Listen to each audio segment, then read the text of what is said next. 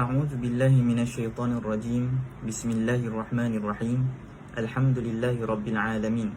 Wassalatu wassalamu ala asyrafil anbiya wal mursalin sayyidina Muhammad wa ala alihi wa sahbihi ajma'in. Qala rabbi shrah li sadri wa yassir li amri wahlul 'uqdatam min lisani yafqahu qawli. Allahumma yassir wa la tu'assir. Allahumma yassir wa la tu'assir. Allahumma yassir wa la tu'assir. Tuan-tuan, puan-puan, jemaah yang dimuliakan sekalian, Assalamualaikum warahmatullahi ta'ala wabarakatuh. Alhamdulillah, kita bertemu sekali lagi di dalam halaqah ilmiah, di dalam majlis ilmu ini. Kita membahaskan mengenai tentang isu fikih semasa yang ada kaitan dengan pemakaian. InsyaAllah tuan-tuan yang dimuliakan sekalian, pada hari ini kita akan sambung dengan pengajian kita tentang pemakaian dalam Islam. Sebelum kita nak mulakan topik pada hari ini, ingin sekali saya untuk ajak tuan-tuan, puan-puan untuk kita ingat kembali apa yang telah kita kongsikan pada minggu lepas. Jadi minggu lepas kita dah bincangkan sedikit sebanyak tentang falsafah di sebalik setiap pakaian-pakaian yang kita kenakan, dan falsafah di sebalik design yang kita lihat di atas baju kita ni, bentuk cuttingnya dan sebagainya. Jadi di sebalik falsafah tersebut, kita dapat kaitkan dengan sebuah hadis yang ada kaitan dengan libasus syuhrah, pakaian kemegahan. Jadi apakah dimaksudkan dengan pakaian kemegahan? Apakah larangan Rasulullah SAW kepada kita terhadap pakaian kemegahan itu merangkumi semua pakaian-pakaian yang cantik-cantik, ataupun semua pakaian-pakaian yang ada makna di sebalik hadis tersebut? Jadi kita dah bincangkan secara detail pada minggu lepas. Pada hari ini insya-Allah kita akan bincangkan mengenai tentang material pakaian tersebut. Jadi kalau kita ingat kembali tentang topik-topik kita 2 minggu lepas ataupun 3 minggu yang lepas, kita bincangkan mengenai tentang pemakaian dalam Islam semuanya dibolehkan, melainkan ada perkara-perkara yang dilarang oleh baginda Rasulullah SAW, bahkan dilarang oleh agama kita sendiri. Jadi antara perkara yang dilarang untuk kita memakai pakaian adalah pakaian yang membuka aurat, ataupun pakaian yang memberikan feedback yang tidak baik tentang diri kita, pakaian yang menjatuhkan maruah kita sebagai orang Islam ataupun orang yang beriman. Jadi tuan-tuan yang dimuliakan sekalian, di sebalik daripada dua perkara tersebut, iaitu pembukaan aurat dan menjatuhkan maruah kita sebagai orang yang beriman, ada perkara yang ketiga, iaitu beberapa panduan baginda Rasulullah SAW secara detail mengenai material pakaian tersebut, mengenai warna pakaian tersebut, mengenai cara kita memakai dan mengenakan pakaian tersebut. Jadi ini ada beberapa aspek yang kita kongsikan pada setiap minggu, insya-Allah sampailah akhir bulan Jun ini. Jadi pada hari ini kita akan kongsikan tentang material pakaian. Adakah perkara-perkara material yang Rasulullah SAW larang untuk orang lelaki ataupun orang wanita mengenakannya? Baiklah tuan-tuan yang dimuliakan sekalian, dalam mengupaskan isu ini, marilah sama-sama kita lihat kepada hadis-hadis Nabi SAW yang ada sangkut paut dengan material pemakaian. Kita lihat di dalam sebuah hadis yang telah diriwayatkan oleh Sunan Abi Dawud, yang mana Rasulullah SAW pernah satu kali bersabda, akhadha hariran faja'alahu fi yaminihi wa akhadha dhahaban faja'alahu fi yasarihi atau fi shamalihi thumma qala inna hadaini haramun ala dhukuri ummati. Rasulullah SAW mengangkatkan dua tangannya. Di sebelah kanan ada sutera, dan baginda Rasulullah SAW berkata, dua-dua perkara ini telah diharamkan ke atas umat aku. Nah tuan-tuan yang dimuliakan sekalian, Ini adalah antara hadis-hadis yang telah diwaris ataupun diriwayatkan daripada baginda Rasulullah sallallahu alaihi wasallam. Jadi kita dapat tahu ada dua material yang Rasulullah sallallahu alaihi wasallam berikan kita amaran ataupun berikan kita highlight untuk kita berhati-hati supaya khusus untuk orang lelaki tidak memakainya. Apa dia tuan-tuan? Sutera dan juga emas. Maksud di sini ialah sutera yang tulen dan emas yang tulen. Baiklah, kita sambung lagi seterusnya. Yang telah diriwayatkan oleh Barra' bin Azib, seorang sahabi al-jalil, pernah berkata bahawasanya Rasulullah sallallahu alaihi wasallam pernah bersabda, nahana an sab'in. Rasulullah melarang kita atas beberapa perkara. Ada 7 perkara yang Rasulullah larang. An lubsil harir, daripada memakai pakaian sutera. Wad dibaj, baju yang ada sutera dekat dalamnya. Wal qisi, ataupun pakaian yang ada sutera juga. Wal istabrak, pun jenis pakaian yang ada sutera. Wal mayathirul humur, iaitu kulit-kulit binatang buas yang berwarna merah. Mayathir ada yang mengatakan tempat letak dekat atas tunggangan. Maknanya kalau ada unta, ada lapisan dekat situ. Lapisan dekat situ yang kita duduk di atasnya. Itu pun ada sebut tentang mayathir al-humur. Yang telah disebutkan dan disyarahkan oleh seorang tokoh ulama yang bernama Al-Qastalani di dalam kitabnya Irsyadus Sari, tentang syarah kepada Sahih Al-Bukhari. Tuan-tuan yang dimuliakan sekalian, ada hadis yang lain pula Rasulullah sallallahu alaihi wasallam melarang seseorang daripada duduk di atas sutera.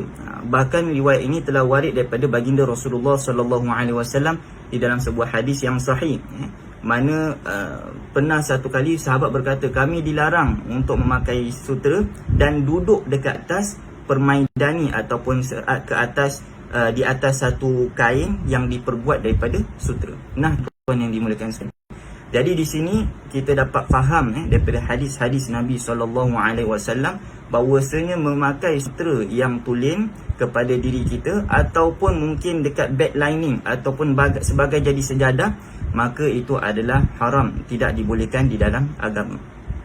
Tuan-tuan yang dimuliakan sekalian, tetapi ada beberapa riwayat-riwayat yang lain pula membolehkan kita memakai sutera. Jadi kalau kita dengar tadi hadis-hadis yang telah saya kongsikan, kebanyakannya mengatakan tentang sutera ni semuanya haram. Tetapi ada juga hadis-hadis beberapa yang mengatakan sutera ni dibolehkan, tapi atas kadar-kadar dan had-had tertentu. Kita lihat kepada hadis yang telah diriwayatkan oleh Sayyidina Muawiyah radhiyallahu anhu, bahawasanya Sayyidina Muawiyah pernah berkata, Rasulullah sallallahu alaihi wasallam melarang kita daripada memakai sutera kecuali beberapa percentage sahaja yang ada di dalam baju tersebut. Jadi kita mungkin akan hairan, akan terfikir berapa percentage yang dibolehkan untuk diletakkan dekat atas baju supaya kita pakai baju tu, baju yang sutera campur dengan kain cotton ataupun sutera campur dengan bulu-bulu yang lain. Berapa percentage sutera yang dibolehkan? Hadis yang seterusnya, Rasulullah sallallahu alaihi wasallam pernah menyebutkan bahawasanya Rasulullah sallallahu alaihi wasallam naha anil harir illa mawdi' isba'aini aw thalatha aw arba'. Rasulullah sallallahu alaihi wasallam melarang sahabat daripada memakai pakaian sutera melainkan dengan sekadar satu jari ataupun 3 jari ataupun 4 jari. Jadi 1 jari ataupun 2 jari ataupun 3 jari ataupun 4 jari. Apa yang dimaksudkan dengan 1 jari sampai 4 jari? Di sini ulama-ulama mengatakan kalaulah kain sutera tersebut dibandingkan dengan kain-kain yang lain yang terdapat dalam satu baju, contohnya baju yang saya pakai ini, ada beberapa perkara ataupun ada jalur-jalur sutera. Mungkin kat bahagian tepi sini, dekat bahagian collar ni diperbuat daripada sutera. Ataupun mungkin bahagian tangan saya, bahagian sini je diperbuat daripada sutera. Maka di sini ulama-ulama mengatakan maksud dengan 1 jari, 2 jari, 3 jari, 4 jari ni apa maksud dia? Adakah ada gumpalan benang yang diperbuat daripada sutera? Maknanya besar dia tu macam 1 jari, okay? Ataupun besar dia tu banyak dia macam 4 jari. Maknanya banyaklah tu Kalau katakan satu benang ataupun satu benang tu, ikatan benang tu untuk buat baju tu berapa banyak. Tapi kalau dibolehkan untuk 4 jari sahaja untuk dibuatkan baju, maknanya kita dapat tahu anggaran lah dalam berapa persen, paling-paling 25% ataupun below than 20%. Tuan-tuan yang dimuliakan sekalian, di sini ulama-ulama mengatakan bahawasanya selagi mana baju tersebut tidak bercampur dengan sutera 100%, dibolehkan kita pakai. Berapa persentajnya mengikut kepada beberapa pandangan daripada mazhab Imam Malik yang telah dinukilkan oleh seorang ulama yang bernama Ibn Abi Zaid Al-Qayruwani di dalam kitabnya An-Nawadir wa Ziyadat ala ma fil Mudawwanat, yang telah disebutkan oleh qala Ibn Habib Al-Maliki, seorang tokoh ulama Maliki, yang berkata wala ba'sa bil ilm al-harir fi thawb wa in 'azama. Tidak perlu ataupun tidak mengapa kalau dalam satu baju tersebut ada terkait sutera di dalam baju tersebut walaupun lebih daripada 4 jari, walaupun lebih persentajnya daripada cotton tersebut, selagi mana baju tu tak 100% sutera. Ini adalah beberapa pandangan ulama.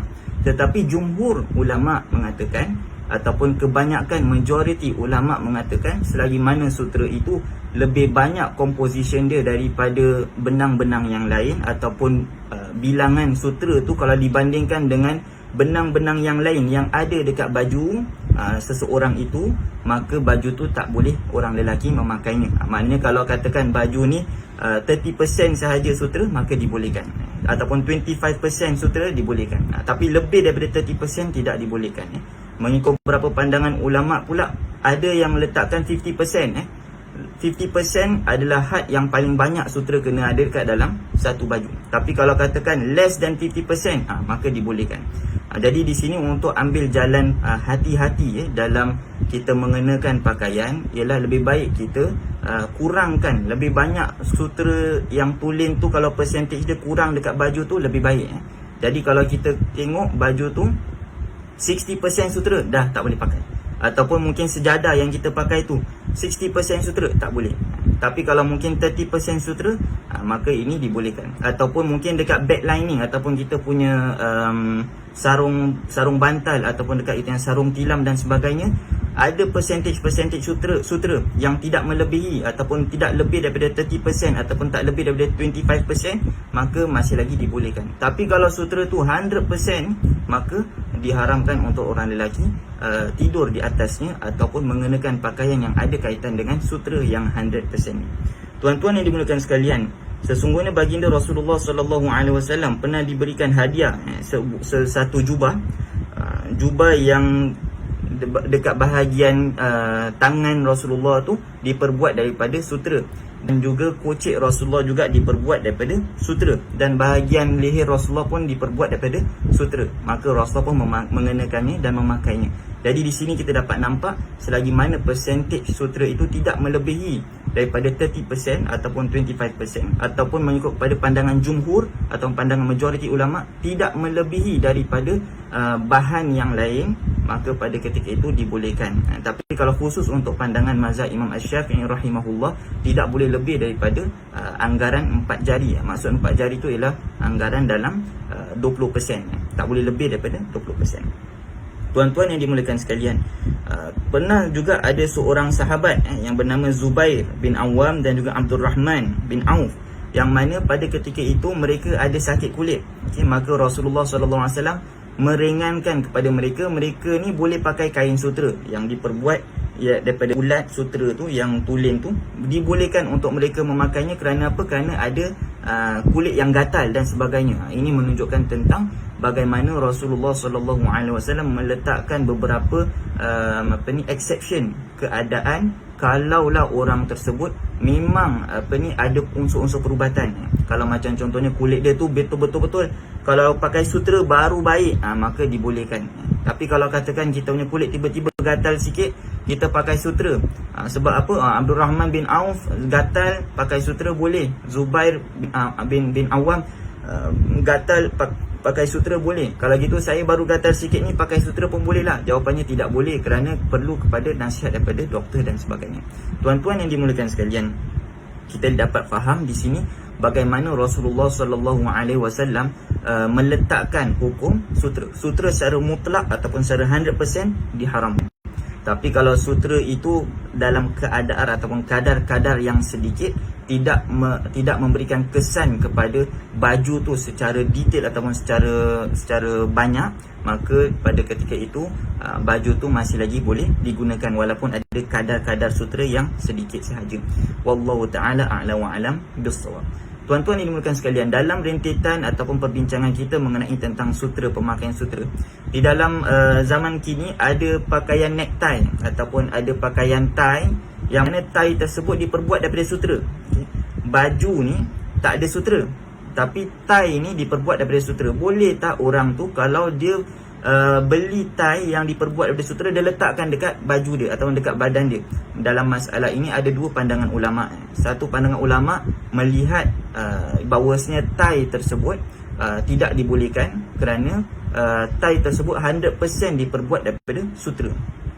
Kalaulah katakan dia 70% pun diperbuat daripada sutera, maknanya kadar sutera yang ada kat necktie tu lebih daripada bahan-bahan yang lain. Pada waktu itu pandangan ulama yang pertama mengatakan tak boleh pakai necktie yang diperbuat daripada sutera. Pandangan ulama yang kedua mengatakan necktie ni bukannya pakaian asas, tetapi dia cuma sebagai perhiasan yang ada dekat pakaian. Macam butang ni kalau kita pakai baju raya, butang ni ada sedikit sebanyak tentang ada composition sebahagian daripada baju kita. Dia bukannya fully tentang baju kita. Tuan-tuan yang dimuliakan sekalian, ini adalah sedikit sebanyak pengamatan kita terhadap hukum necktie ni. Jadi sebagai ringkasan, sebagai rumusan, saya mentarjihkan, saya menguatkan pandangan ulama yang kedua yang mengatakan bahawa necktie ni kalau digunakan dekat atas baju kita, dia tidak menjadi satu benda yang haram kerana dia bukannya satu pakaian pakaian dengan sendirinya. Dia perlukan baju yang lain, dia perlukan barang yang lain, barulah necktie itu sempurna untuk diletakkan dekat atas badan kita. Jadi tuan-tuan yang dimuliakan sekalian, di sini kita dapat nampak seakan-akan necktie ni bukan 100% part of baju yang kita pakai, tetapi dia hanyalah sebahagian daripada baju yang kita pakai, yang mana kebanyakan bahan yang ada kat baju kita diperbuat daripada bahan yang lain, bahan yang dibolehkan. Tetapi cuma necktie ni kalau dibandingkan dengan baju yang lain, dia tetap percentage dia tu lebih rendah daripada baju yang kita gunakan. Wallahu ta'ala a'la wa alam bis-shawab. Kita sambung lagi kepada topik yang seterusnya. Sebelum kita nak sambung kepada topik yang seterusnya ataupun bahan seterusnya yang ada kaitan dengan emas dan kulit binatang, ingin saya kongsikan sedikit sebanyak tentang sutera ni juga. Bahawasanya sutera ini kalau kita lihat dari sudut sejarah, dia adalah satu pakaian yang mewah, yang hanya dikenakan kepada orang-orang yang berstatus raja ataupun yang diberikan sebagai hadiah-hadiah daripada seorang raja kepada diplomat-diplomat daripada negara-negara yang lain. Kalau kita tengok juga bagaimana sutera ini ditenun dan dibuat menjadi baju, mempunyai cara-cara yang agak susah. Ulat sutera tu ada yang dijaga, ada ulat sutera ni dia tak jaga, dia main ambil daripada pokok-pokok wild lah dalam keadaan hidup mereka di hutan dan sebagainya. Dalam dua kualiti sutera ni, ulat yang dijaga dengan ulat yang tak dijaga, ulat yang dijaga ni selalunya mengeluarkan bahan-bahan ataupun kualiti sutera yang lebih hebat daripada ulat yang liar yang ada dekat hutan-hutan tersebut. Bila mereka tunggu ulat ni jadi seperti kepompong, lepas tu barulah mereka rebus kepompong tersebut dan kemudian mengeluarkan cairan-cairan yang terkeluar daripada kepompong. Cairan-cairan yang terkeluar dari kepompong itulah yang dinamakan sebagai sutera. Jadi tuan-tuan, pembuatan sutera ni agak berat dan susah, dan pada waktu yang sama dia mempunyai status ataupun harga yang amat tinggi. Kalau sutera yang tulen lah, yang tak bercampur dengan apa-apa bahan yang lain. Dan sutera yang tulen ini kalau kita lihat selalunya dikenakan kepada orang-orang raja-raja dan sebagainya. Dalam pandangan ulama Rasulullah SAW secara detail tidak memberitahu kenapa sutera tu diharamkan. melainkan Rasulullah mengatakan sutera ni halal untuk wanita tetapi haram untuk kaum lelaki daripada umat aku. Ulama-ulama cuba mengeluarkan sebab kenapa sutera ni jadi satu perkara yang haram. Sedangkan Allah Subhanahu Wa Taala mengatakan wa uhilla lakumut thayyibat, kami telah menghalalkan semua perkara-perkara yang baik. Jadi yang dimaksudkan dengan baik ni adalah segala perkara yang memberikan nikmat untuk kita, nikmat penglihatan, nikmat telinga. Kalau katakanlah kita nampak benda cantik, tu adalah satu nikmat. Tapi kenapa pula bila sutera ni benda cantik kita tengok ataupun kita cuba nak pakai untuk orang lelaki, tiba-tiba tak boleh, tapi untuk orang wanita boleh? Apa sebab dia jadi tak boleh untuk orang lelaki? Maka di sini ulama-ulama mengeluarkan beberapa sebab ataupun beberapa hujah kenapa sutera ni tidak dibolehkan.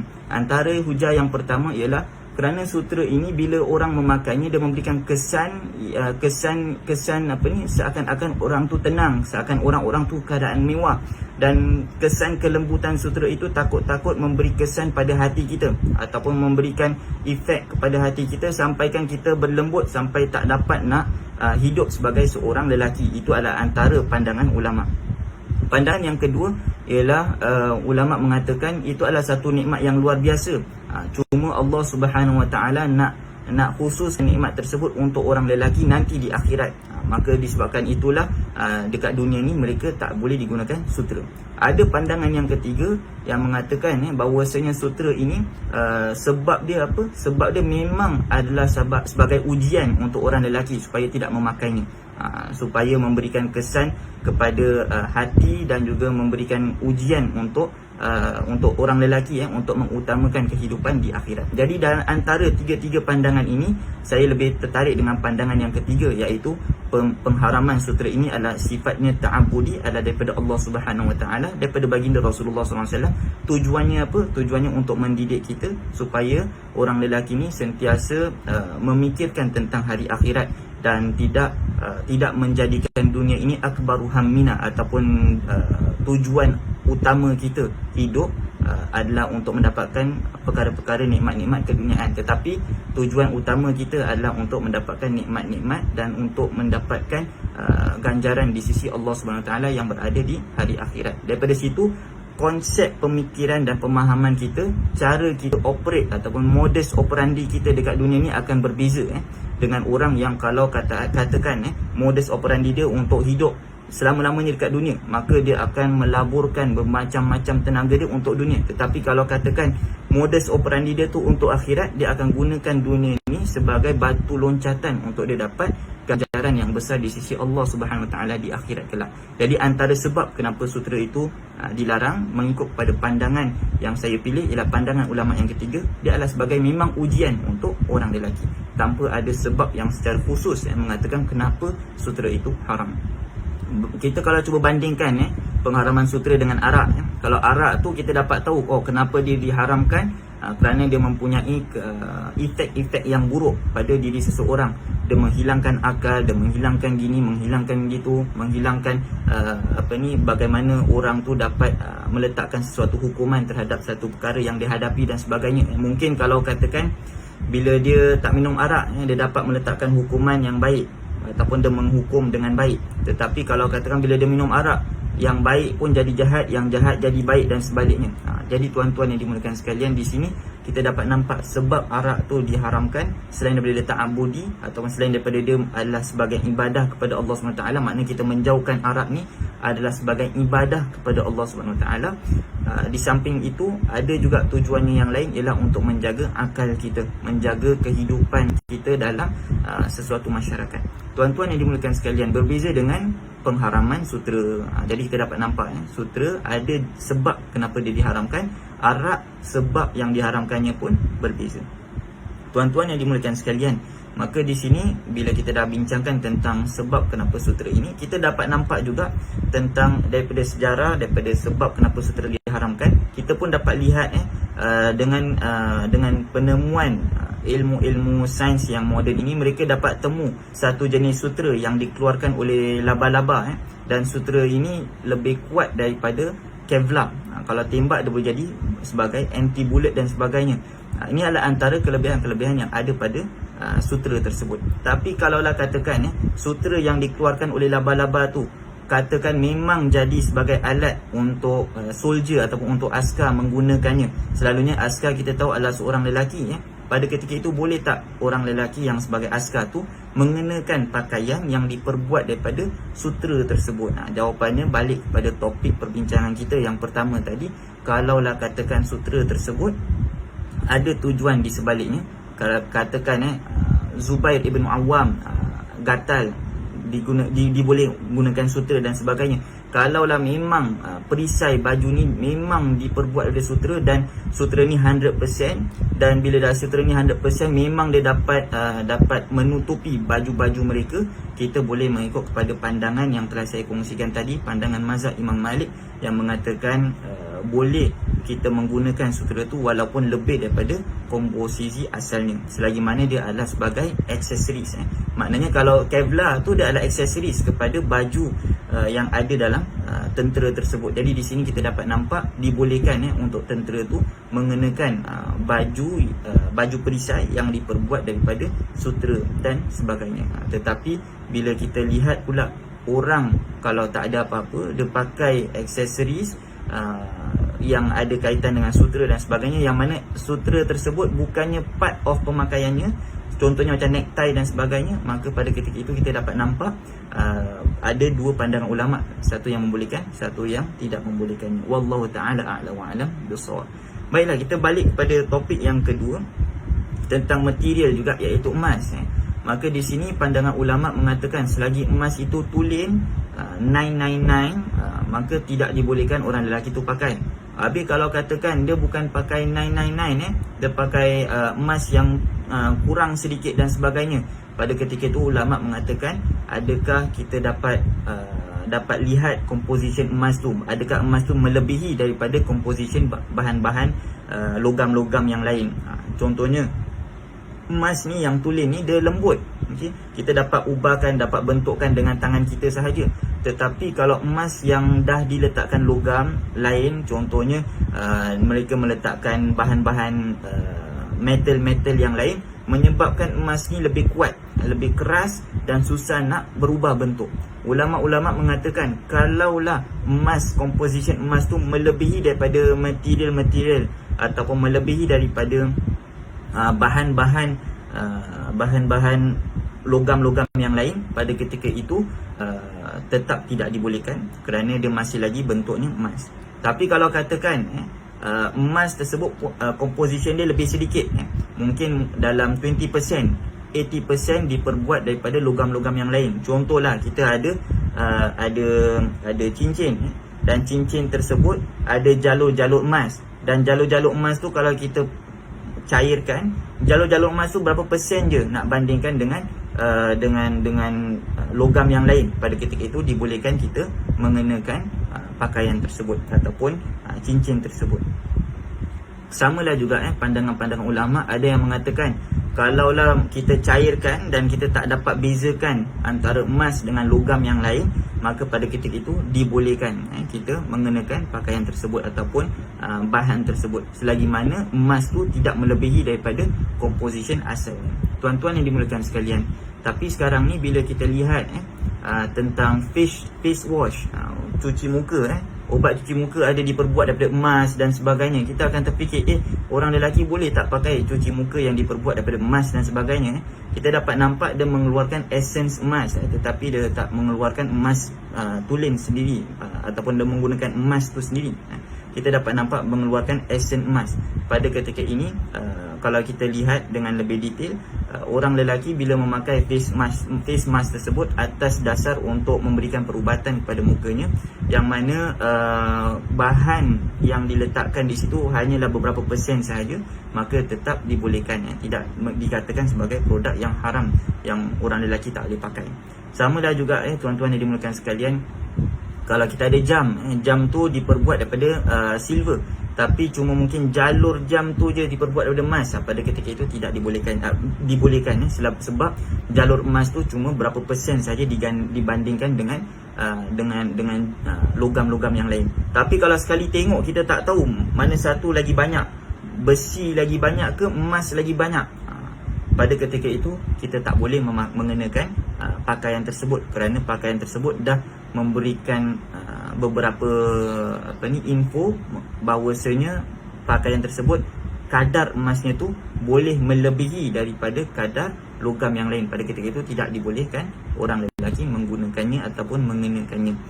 Tuan-tuan yang dimuliakan sekalian, antara kajian-kajian yang baru sahaja ditemukan mengatakan kalau katakan emas tersebut dia ada memberikan kesan kepada spermatologi yang ada pada diri lelaki tersebut. Ni adalah beberapa kajian, tetapi kajian ni masih lagi belum stable, masih lagi belum dapat menjadi sebagai rujukan utama, kerana ada kajian yang lain mengatakan emas memberikan kesan kepada kadar air mani orang lelaki.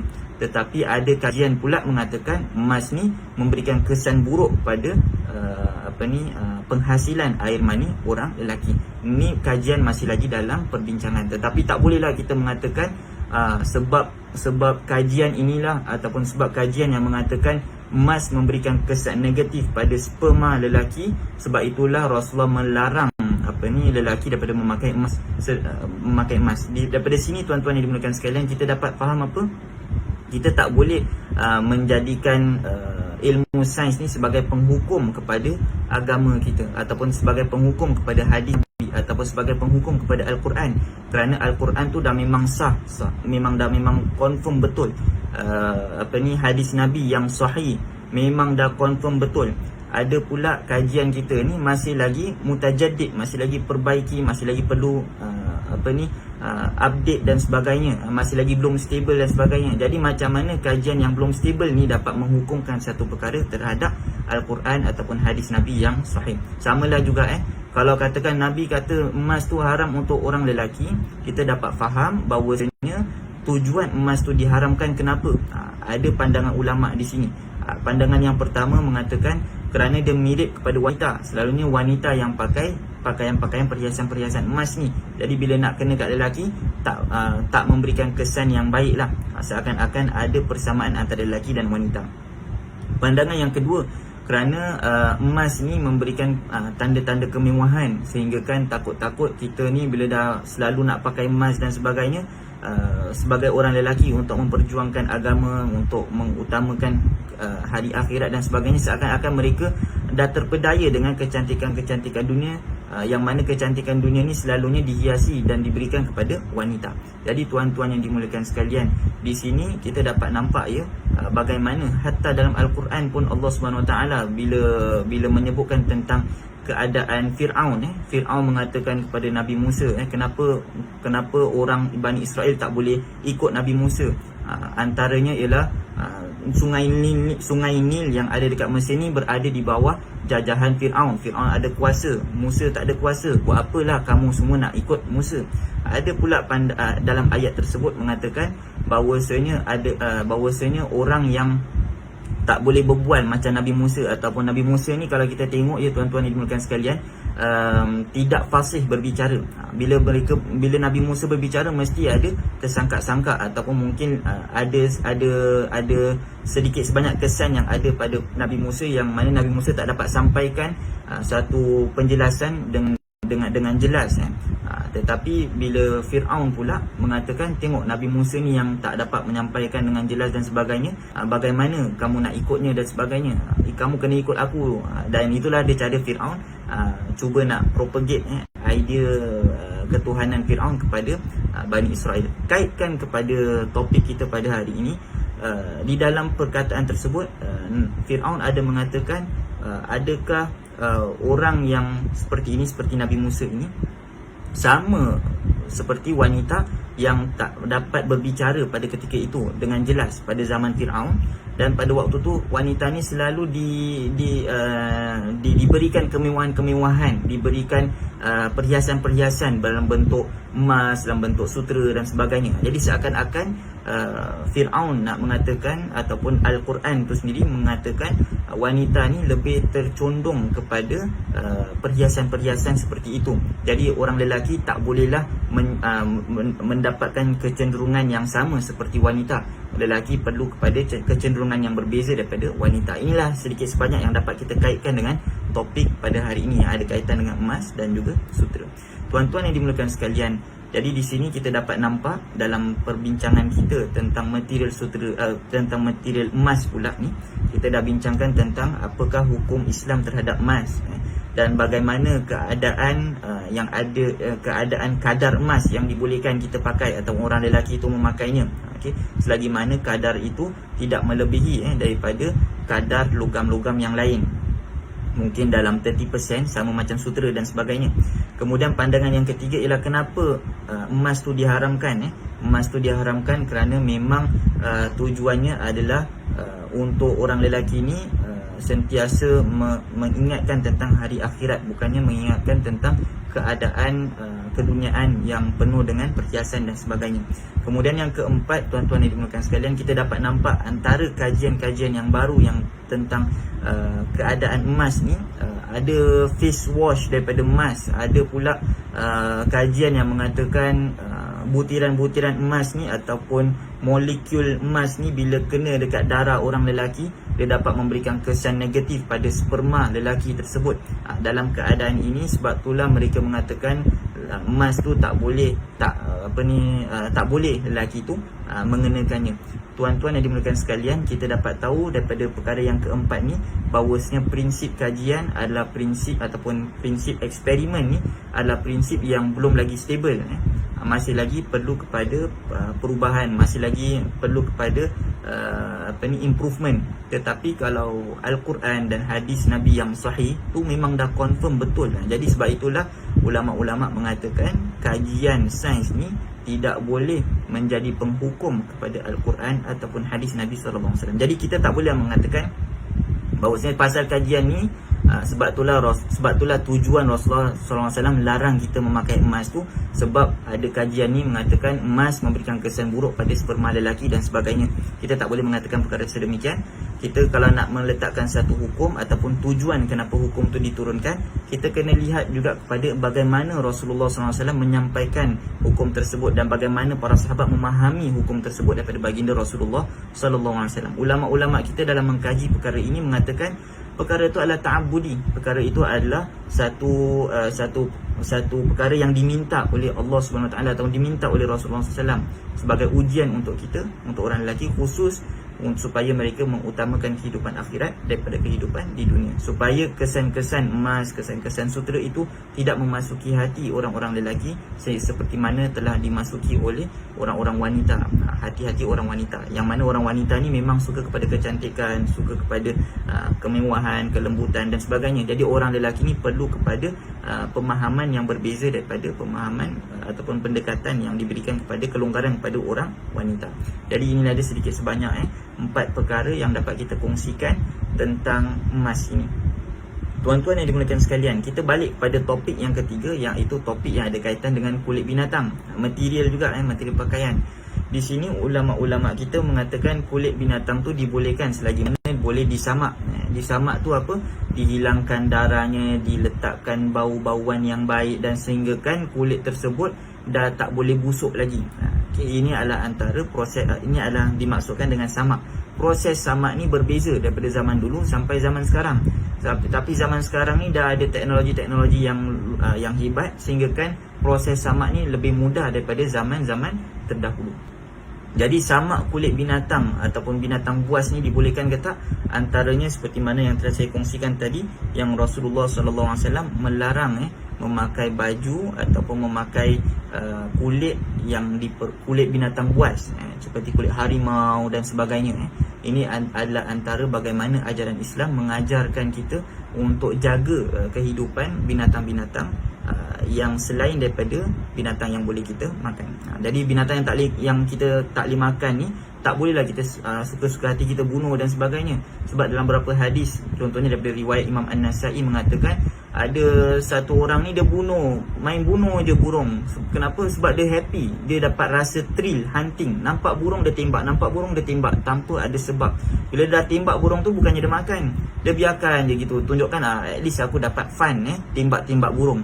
Jadi di sini bila pada hari akhirat, burung tu pun mengadu kepada Allah Subhanahu Wa Taala, ya Allah, si fulan ni bunuh aku tanpa ada sebab. Bukannya sebab dia untuk memberikan manfaat untuk diri dia ataupun menolakkan kemudaratan kepada diri dia, tapi dia buat itu secara suka hati. Maka pada ketika itu Allah SWT menurunkan azab kepada orang yang bunuh binatang tanpa ada sebab. Jadi sebab itulah kalau kita tengok tuan-tuan yang dimuliakan sekalian, budaya memburu binatang secara abathan ataupun secara tak ada function ataupun tak ada tujuan adalah perkara yang diharamkan dalam agama. Melainkan kalau kita tengah takut ada harimau nak terkam kita, jadi kita kena self defense, elakkan kemudaratan berlaku kat diri kita, kita tembak, bunuh, mati, tak ada mengapa. Tapi kalau katakan kita saja je keluar nak pergi hutan, nak tembak binatang dan sebagainya, itu tidak dibolehkan. Krokodil lawa, apa lagi, aku nak dapat kulit krokodil tu jadikan beg, aku bunuh krokodil, maka pada ketika itu tidak dibolehkan. Tuan-tuan yang dimuliakan sekalian, di sini ulama-ulama mengatakan tentang kulit binatang yang disamak. Kalau binatang tu boleh kita makan, maka kulit yang kita gunakan untuk samak tersebut ataupun kulit yang kita gunakan untuk jadikan baju ataupun beg ataupun seluar dan sebagainya dibolehkan. Tapi kalau katakan binatang tersebut tidak boleh kita makan, maka pada ketika ini ada dua pandangan ulama, satu membolehkan, satu tidak membolehkan. Kalaulah katakan binatang yang kita tak boleh makan tu adalah binatang yang haram, contohnya khinzir dan sebagainya, pun ada beberapa pandangan ulama. Tapi ada juga pandangan ulama yang mengatakan khinzir ni diharamkan kita memakannya, tetapi tidak diharamkan untuk kita memakai kulitnya. Ini adalah antara pandangan ulama yang saya kongsikan. Tuan-tuan yang dimuliakan sekalian, rumusannya ialah selagi mana kita kita ambil kulit binatang ataupun kita membunuh binatang dan sebagainya, perlulah kita melakukannya dengan sikap yang tanggungjawab. Bukannya kita bunuhnya tanpa ada apa-apa untuk sukarela dan sebagainya, ataupun kita nak bunuh setakat kita nak bunuh dan sebagainya, maka itu adalah perkara yang diharamkan dalam agama. Sebab tu Rasulullah pun mengharamkan memakai pakaian ataupun duduk dekat atas permaidani yang diperbuat daripada kulit harimau dan sebagainya. Inilah antara perkara-perkara yang Rasulullah SAW larangnya. Jadi sebagai rumusan ataupun ringkasan dalam perbincangan kita pada hari ini, ada tiga perkara, tiga material yang Rasulullah SAW larang kita ataupun suruh kita perhatikannya. Yang pertama ialah sutera. Sutera yang tulen tak boleh, sutera sintetik dibolehkan. Sutera yang tulen kalau kurang kadarnya daripada bahan-bahan yang lain, maka dibolehkan. Melainkan kalau sutera tu 100%, sutera tu 100% dibuat pula jadi sebagai alas katil. Bila dah buat jadi alas katil, yang tidur dekat katil tersebut adalah isteri kita, dan kita pula nak tidur dengan isteri kita dekat dalam satu katil, yang katil tersebut diperbuat 100% daripada sutera dan sebagainya. Di sini ada pandangan ulama mengatakan dibolehkan. Dibolehkan sebab katil tu milik isteri, jadi halal untuk isteri. Bila suami tu datang baring sebelah isteri ataupun tidur dengan isterinya di atas katil yang diperbuat daripada sutera, tidak dijadikan satu hukuman yang haram, kerana bukannya milik suaminya, cuma suaminya itu isteri tu milik suaminya. Jadi segala milik isteri itu pun didapat kongsi dengan suaminya, maka pada ketika itu sebahagian ulama mengatakan dibolehkan. Wallahu a'lam bissawab. Pandangan kedua tentang material, tentang emas. Pada ketika itu emas kita dapat nampak tidak dibolehkan untuk orang lelaki, dibolehkan untuk orang wanita. Sebab kenapa dia tidak dibolehkan? Kerana itu adalah ujian daripada Allah Subhanahu Wa Taala, dan pada waktu yang sama juga sebagai didikan kepada orang lelaki untuk sentiasa berusaha untuk mendapatkan hari akhirat, yang mana hari akhirat tu lebih baik daripada keadaan di dunia. Dan perkara yang ketiga yang dapat kita bincangkan pada hari ini ialah kulit binatang buas. Jadi kalau kulit binatang buas pun Rasulullah melarang kita daripada memakainya. Kulit harimau, kulit singa, kulit krokodil, ni Rasulullah tidak menghalalkan ataupun tidak menggalakkan kita menggunakannya. Wallahu ta'ala a'la wa alam bissawab. Yang baik itu daripada Allah Ta'ala, yang kekurangan itu datang dari kekurangan diri saya sendiri. Sekian, assalamualaikum warahmatullahi ta'ala wabarakatuh.